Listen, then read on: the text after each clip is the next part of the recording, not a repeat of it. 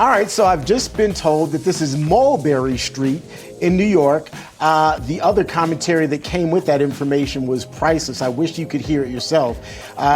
Colin, if you can pipe yourself in and give me some more of that, that would be awesome. I'm pretty sure our viewers would appreciate it. I don't know if he can, though. Anyway, we're getting you ready for the opening bell here at the New York Stock Exchange. It's going to be ringing here in about 7 minutes.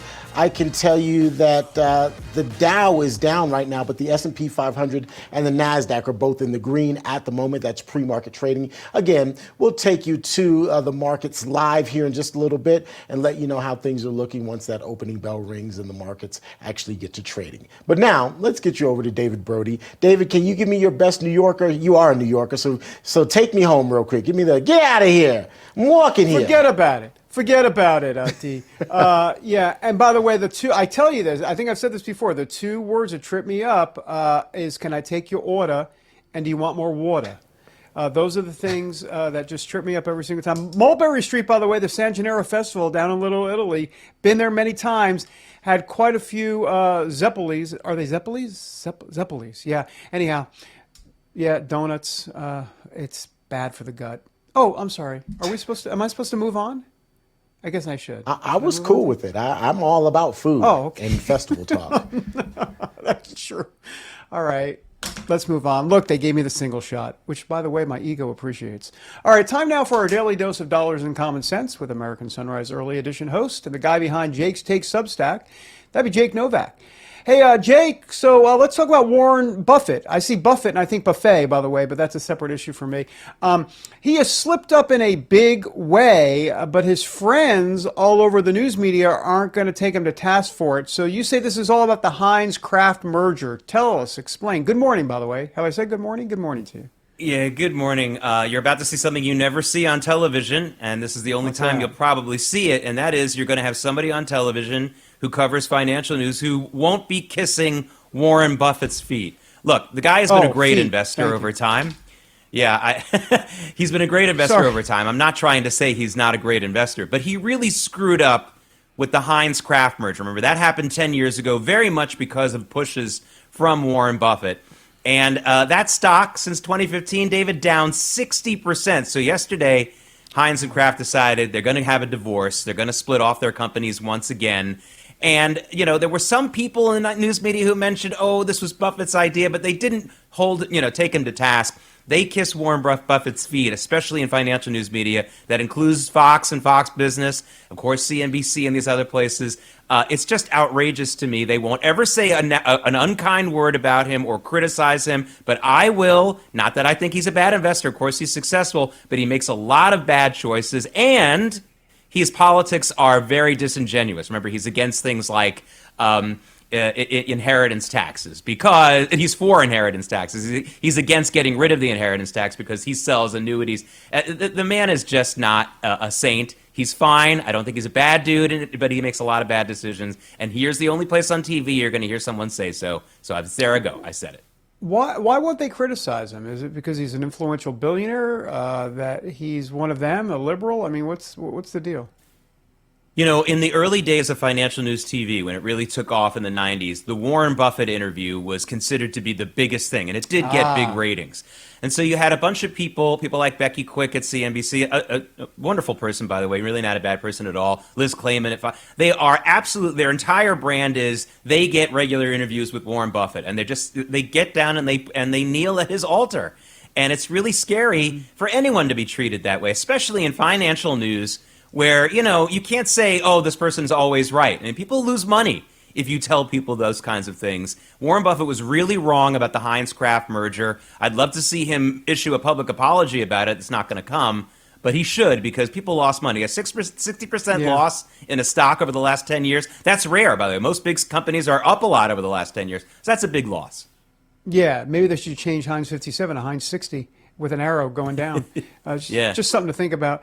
All right. You found yet another reason not to get an EV. I'm sorry. I'm cracking up because you and the EVs, which I agree with. Don't get me wrong. But this feels like a therapy situation. I may be wrong, but you and EVs do not get along at all. Dave, it's not my fault. If they would just stop with all the commercials and all the cultural push to get an EV, I would get off of this. But they won't leave me alone. So I found yet another thing. They just came out with a study of insurance. If you have an EV, your insurance premiums are likely to be 49% higher than everybody else who has a gas-powered car. 49% higher. Car insurance is already through the roof. I don't know if Flo from Progressive or if the Geico Gecko can help me out on this, but 49% higher to have an EV? I mean, my goodness. The cost to own these things is just not worth it, and that's just another reason. But again, I will stop ranting about EVs if you stop, if the media would stop pushing EVs down my throat. I'm sick of it.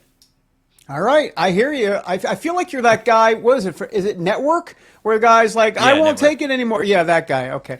Albert Finney. Right. Oh, Albert Finney. By the way, I always think of him as Daddy Warbucks and Annie, but sorry, I don't know why I go there. Yeah.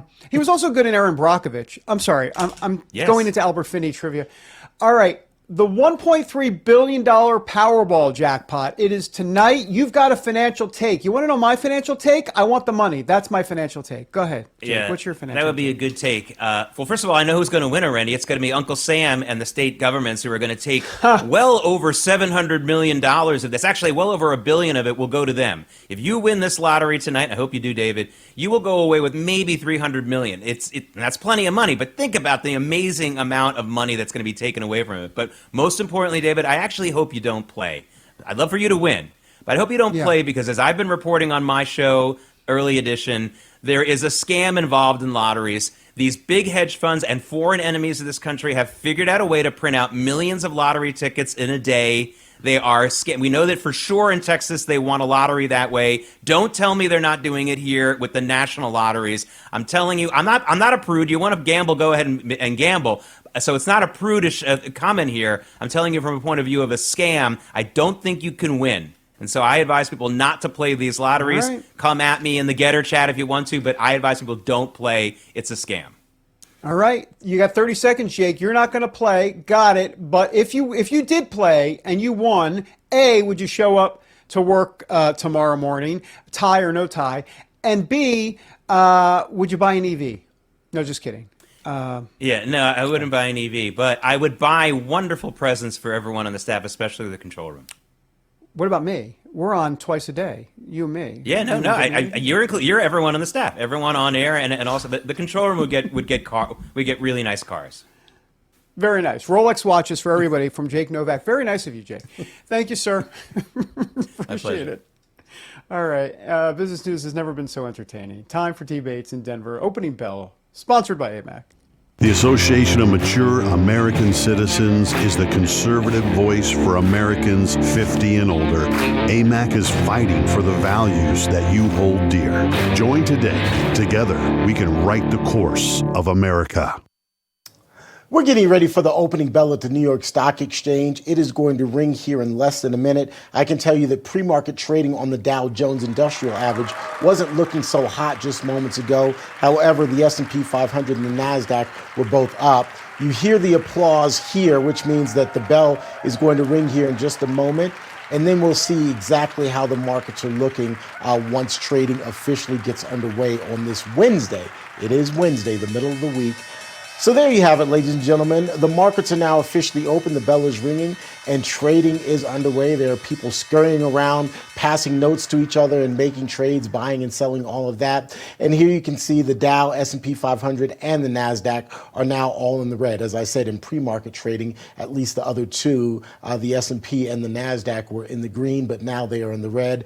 The rest of the board not looking so great either. As you can see, crude oil at the very bottom is also down. So hopefully there will be a bit of a turnaround, at least on the top of the border, for the top of the board, particularly for those of you who are going to be trading throughout the day. Well, here's a question for you. Did you see President Trump call out the big banks for refusing to bank certain Americans? Well, don't reward those big banks. Instead, move your money to Old Glory Bank. Old Glory Bank serves customers in all 50 states with the best online banking for both consumers and businesses. Everything that you can do at the big banks and the big woke banks, you can do better at Old Glory Bank. Old Glory Bank has always been pro-freedom, pro-Second Amendment, and pro-crypto. Visit oldglorybank.com/RAV today and join the right side of banking. All right, folks, we're going to take a quick break. When we come back here on American Sunrise, a vile thought from a group of vile people. There are some Democrats out there who are now saying the assassination attempt on President Trump's life was staged. Their premise and its ridiculousness is ahead.